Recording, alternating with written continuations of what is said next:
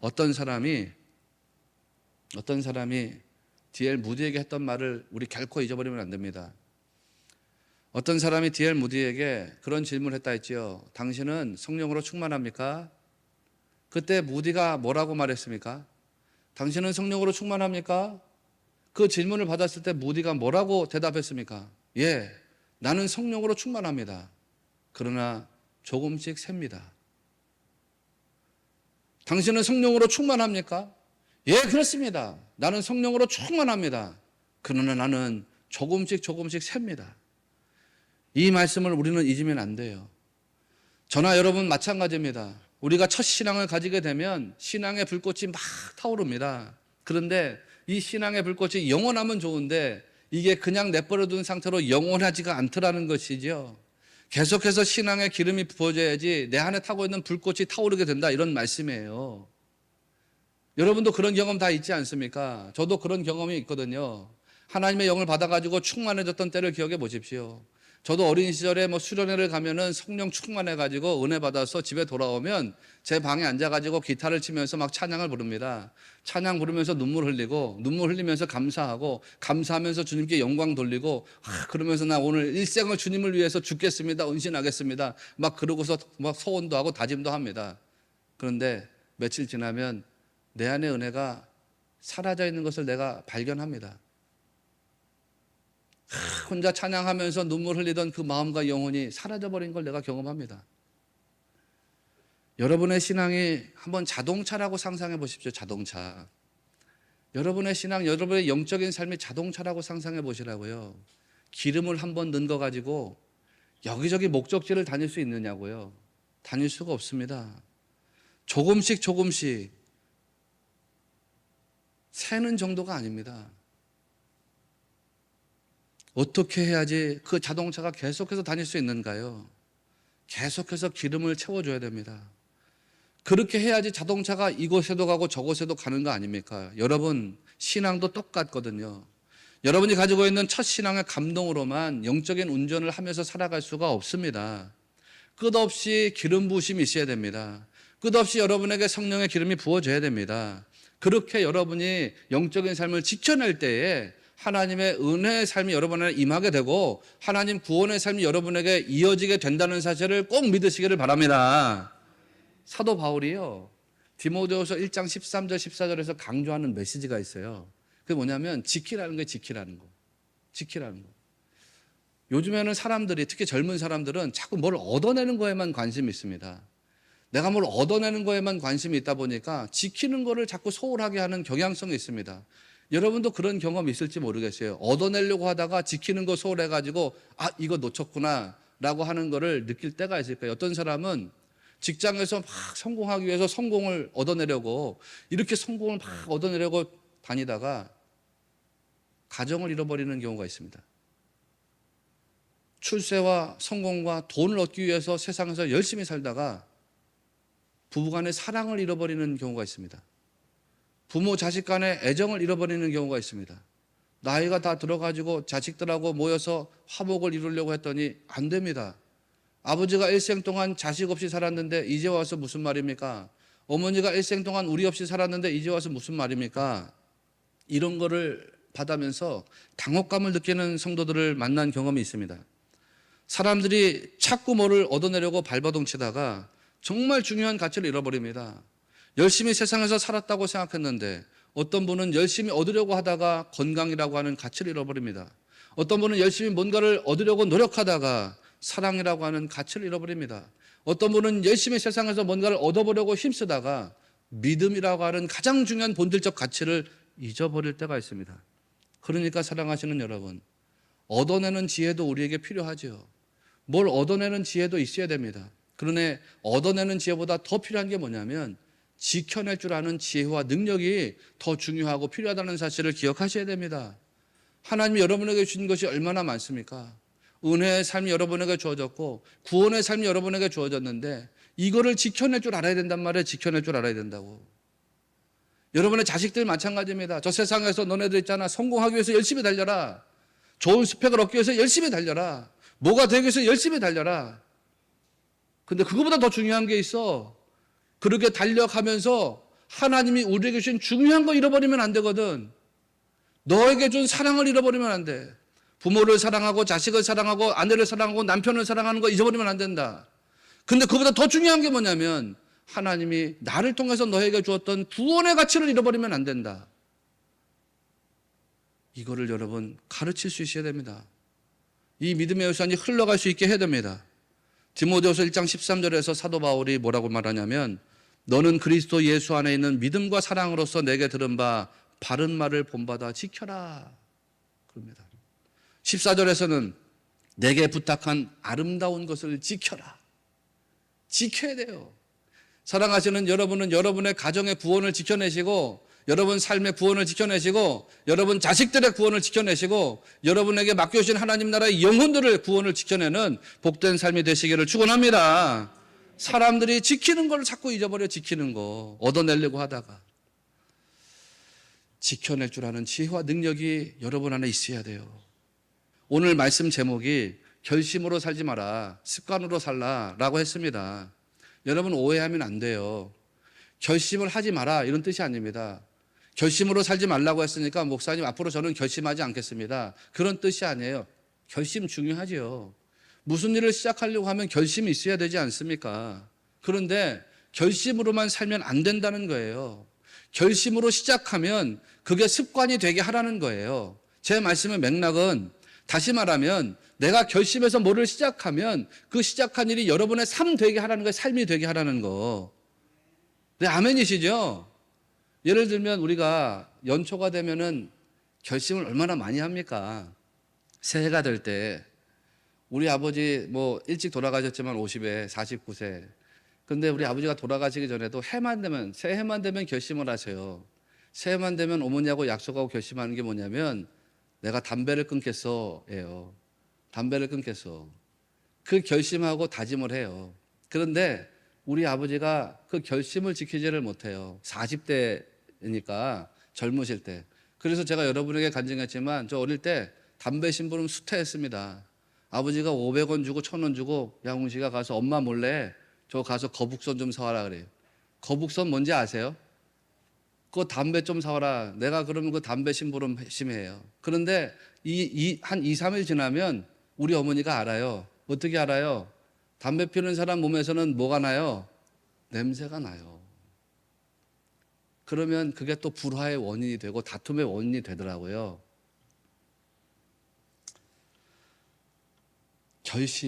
결심으로 끝나면 안 돼요.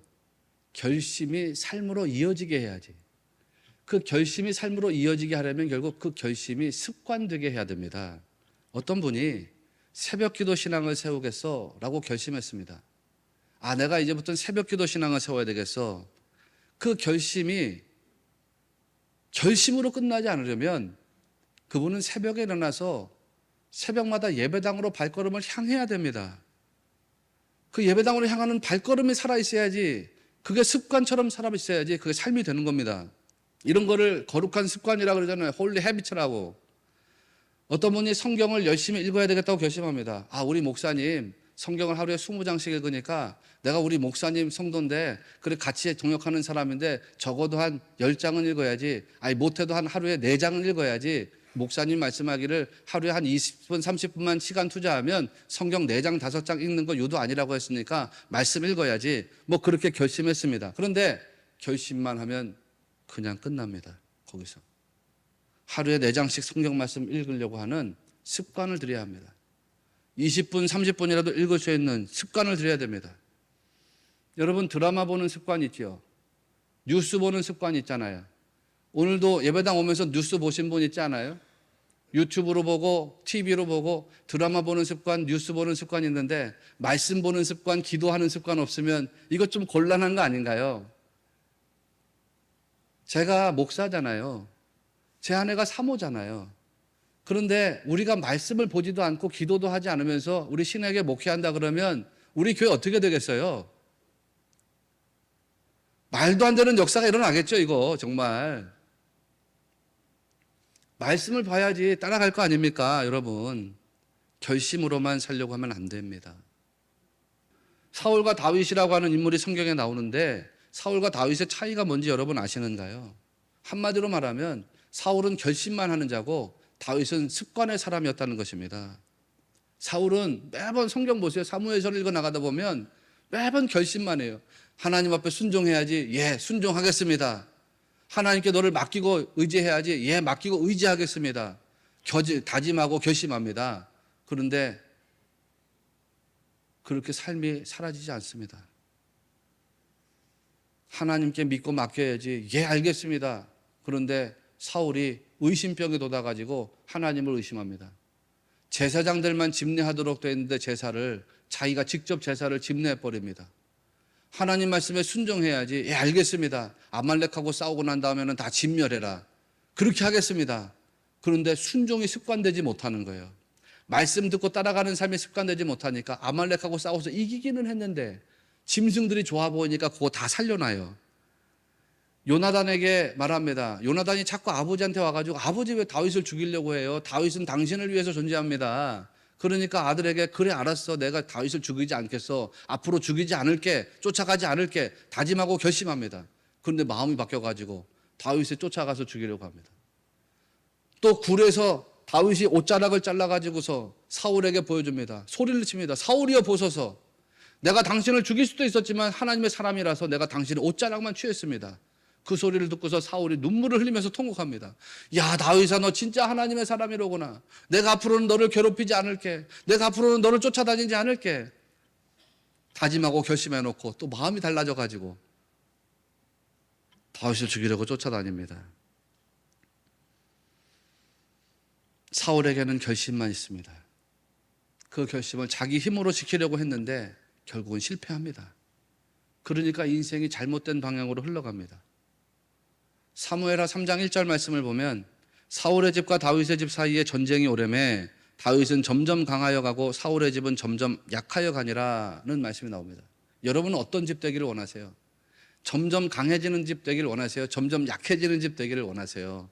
나 여러분의 가정이, 여러분의 믿음과 삶의 터전들이 점점 다윗처럼 강해지는 집안이 되기를 바랍니다. 그렇게 되기를 원합니다. 사울은 결심만 하니까 안 돼요. 그런데 다윗은 습관의 사람이란 말이죠. 어떻게? 사울은 약해지고 다윗은 강해졌다고 했습니다. 어떻게 다윗이 강해지는 인생을 살아갈 수가 있었을까? 다윗에게는 습관이 자리를 잡았기 때문입니다. 뭐가 습관이에요? 말씀 따라가는 게 습관입니다. 어려서부터 하나님 말씀 따라가겠습니다 라고 했는데 그게 다짐으로 끝나지 않아요. 결심으로 끝나지 않아요. 무슨 일이 있을 때 하나님 말씀 따라가기를 사모해요. 말씀 따라가는 게 삶이 되기를 원해요. 그러니까 하나님 주시는 말씀을 쫓아갑니다. 하나님, 내가 기도가 삶의 어떤 일부가 되기를 원합니다. 다윗은 다짐만 하는 것으로 끝나지 않아요. 하나님께 말씀 묵상하고 하나님께 묻고 응답받는 그 기도의 삶이 습관이 되겠단 말이죠. 습관이 되겠다는 거. 그러니까 아말렉 사람들이 다윗 용병 생활할 때 시글락을 뒤치게 하지 않습니까? 그 뒤치기 당했을 때 다른 사람들, 자기와 함께 있는 용병 대원들이 다 그냥 통곡하고 화가 나가지고 다윗을 돌로 쳐서 뭐 하려고 그랬어요? 죽이려고 했죠. 마음이 다급해요. 그런데 다윗은 거기서 자기 습관이 나와요. 어떤 습관이 나옵니까? 말씀과 기도의 습관이 나오죠. 에봇을 가져와라. 그거를 입고 하나님께 물어요. 하나님, 저들을 쫓아가리까 쫓아가지 말리까? 그러니까 하나님의 음성을 딱 들려줘요. 쫓아가라. 기도하고 응답받아요. 응답받으니까 말씀을 따라가요. 말씀과 기도가 습관이 된 사람입니다. 또 다윗은 뭐의 습관이 됐냐면 찬양의 습관이 돼요. 찬양하는 거 습관이에요. 시편에 나오는 다윗의 시들을 보십시오. 다윗의 시들 중에서 거의 절대적인 다수가 하나님을 찬양하는 고백 아닙니까? 또 다윗은 뭐가 습관이냐면 열정을 발산하는 습관이 있어요. 하나님이 자기에게 불을 던져가지고 그 불꽃이 막 안에서 타오르게 하고 있는데 이 타오르는 불꽃을 밖으로 발산시키는 그런 습관이 있다고요. 다윗이 하나님께 은혜 받은 게 너무 감사해가지고 하나님, 내가 하나님 성전을 지어드리고 싶습니다. 이렇게 나가지 않습니까? 그때 하나님이 안 돼. 너 손에 피가 많이 묻어가지고 너는 성전 지을 수 없어 라고 말합니다. 보통 사람 같으면 어떻게 하겠어요? 알겠어요 하나님. 좀 실망이지만 거기까지 알겠어요. 나 그리고 손 떼겠어요 앞으로. 여러분도 뭐 열심히 하다가 손 떼신 일들 많죠? 다윗이 그렇게 나가지 않습니다. 그렇습니까, 하나님? 나는 성전 지을 수가 없습니까? 내 안에서는 하나님 성전 지어드리고 싶은 열정이 막 솟아나는데 나 성전 못 짓습니까? 그러면 내 아들을 위해서 내가 준비하겠습니다. 그러면서 뭘 해요? 성전 지을 재물들을 자기 아들 솔로몬을 위해서 열심히 준비합니다. 열정의 발산이 습관화되어 있는 사람이라고요. 역대상 22장 14절 말씀 여러분 기억하시는가요? 그 말씀이 이렇게 되어 있죠. 내가 환난 중에 여호와의 성전을 위하여 금 10만 달란트와 은 100만 달란트와 놋과 철을 그 무게를 달 수 없을 만큼 심히 많이 준비하였고 또 제목과 돌을 준비하였으나 너는 더할 것이라. 아들 솔로몬에게 하는 말입니다. 내가 하나님 성전 건축을 위해서 이만한 재물을 준비했는데 너는 거기에 더해가지고 성전 잘 져라. 그 얘기를 하는 거예요. 엄청난 재물을 준비해놨다는 얘기를 해요. 그런데 역대상 22장 14절을 보니까 말씀이 이렇게 시작돼요. 내가 환난 중에 여호와의 성전을 위하여. 편안할 때만 하나님 성전을 위해서 준비했다는 게 아닙니다. 잘 먹고 잘 사는 동안에 하나님 성전을 위해 준비했다는 게 아닙니다. 어떤 때에도 하나님 성전을 위해서 준비했다는 겁니까? 내가 환난 중에도, 어렵고 힘든 중에도, 고통 중에도, 시련 중에도 내 열정을 발산하기 위해서 하나님 성전 건축하기 위해서 준비했다는 거 아닙니까? 여러분, 이렇게 신앙이 습관화되어 있었기 때문에 다윗은 이스라엘 열왕들 중에서 가장 성공적인 왕이 될 수 있었다, 이 말씀이에요. 결심만 가지고는 성공할 수가 없지요. 결심이 습관되게 해야 됩니다. 영적인 삶은 특히 더 그렇습니다. 세상 사람들도 습관의 삶을 살아가라고 아침형 인간이 되라고 막 그러지만요, 교회 신앙생활은 훨씬 더합니다. 여러분에게 예배 드리는 것이 습관이 되고 말씀이 묵상하는 것이 습관이 되고 기도하는 것이 습관이 돼야 됩니다. 그리고 더 나가서 복음 전도하는 거, 영혼 구원하는 것도 습관돼야 됩니다. 봉사하는 거, 헌신하는 거, 이것도 습관이 돼야 됩니다. 생각해 보세요. 여러분에게 어떤 당위성 머스트예요. 헵투예요. 무슨 당위성의 세계가 내가 신앙생활하는 교회다라고 생각하면 교회 뛰쳐나가고 싶을 겁니다. 이게 무슨 말인지. 내가 뭘 해야만 하기 때문에 그 해야만 하는 것을 결심으로 살아야 된다. 결심 가지고 살아야 된다라고 하면 교회 떠나고 싶을 겁니다. 왜 그런지 아세요? 당위성과 결심으로만 내가 생활하다 보면 자꾸 피곤해지기 때문이에요. 교회 오면 뭐 그렇게 하라는 게 많은지. 주일날 교회 나오는 것도 이렇게 힘이 드는데 주일에 교회 나오면 뭐라 그러냐면 교회 좀 더 열심히 나오십시오 그래요. 나 지금 나온 것도 지금 버거운데 더 열심히 나오라는 거예요. 그 다음은 뭐 해요? 교회 열심히 나와서 성경 공부하십시오. 기도에 참석하십시오. 전도하십시오. 봉사하십시오. 11조 하십시오. 계속해서 자꾸 뭐 해라 그런단 말이죠. 그러니까 피곤하다고요. 머스트, 뭐 해야만 하는데 결심, 그거 해야만 하겠구나 라고 이 두 가지를 가지고서 살아간다 그러면 신앙생활 고단하고 피곤하다고요. 고단하고 피곤한 것뿐만 아니라 이게 안 돼요. 안 되니까 자꾸 뭐가 쌓이냐면 정죄감이 쌓인다고. 정죄감. 나도 여러분 정죄하고 여러분도 나를 정죄하고 여러분끼리 정죄하고 정죄하는 마음만 자꾸 생긴다고요. 다윗 이전에 이스라엘을 보면 그 두 가지로 살았습니다. 사사기 시대의 실패가 뭐예요? 당위성과 결심이잖아요. 사사시대에 사람들에게 하나님이 너네들 말씀대로 살아. 당위성 머스트예요. 해야만 해. 그러니까 이 사람들 결심. 예, 알겠습니다. 그렇게 하겠습니다. 다짐을 해요. 결심을 해요. 그런데 그게 안 됩니다. 왜? 사사기의 실패 치명적인 이유 중에 하나가 뭐라 그랬습니까? 말씀을 읽지 않는 겁니다. 뭐 말씀을 봐야지 말씀대로 따라갈 거 아닙니까? 근데 말씀을 보지 않고서 어떻게 말씀대로 따라가냐고요. 그게 실패죠. 사울도 마찬가지예요. 당위성과 결심이거든요. 너 해야 해. 순종해야 해. 말씀 따라가야 해. 믿어야 해. 의지해야 돼. 예, 알겠습니다. 그런데 사울이 말씀 보질 않아요. 그러니까 어떻게 말씀을 따라갑니까? 의지해야 해. 근데 기도하지 않아요. 그러니까 어떻게 하나님을 의지하면서 갈 수 있습니까? 다윗 이전 세대들을 보니까 다윗 이전 세대들이 다 당위성과 결심의 세대를 살았던 사람들이에요. 그런데 다윗은 어떻습니까? 다윗은 당위성과 결심으로만 사는 게 아닙니다. 그 결심이 습관으로 이어지게 합니다. 그러면 어떻게 해서 습관이 될 수 있었을까? 그걸 알아야 될 거 아니에요.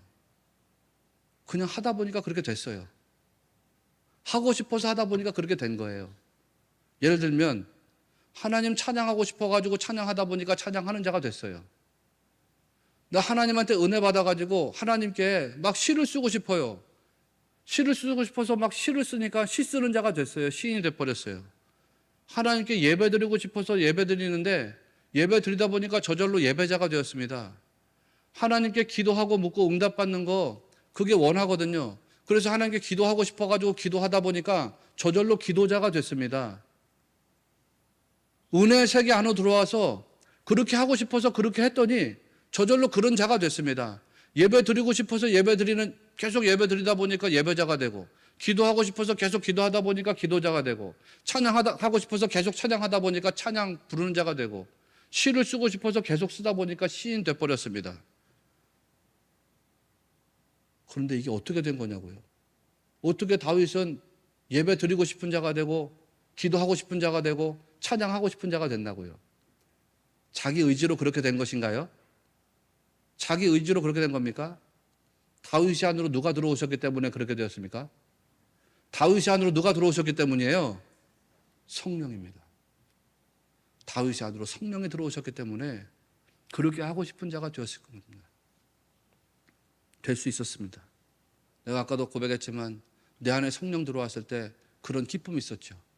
찬양하고 싶은 기쁨, 눈물 흘리고 싶은 기쁨, 주님께 영광 돌리고 싶은 기쁨, 주님께 헌신하고 싶은 기쁨. 여러분도 그런 경험 다 있으실 거예요.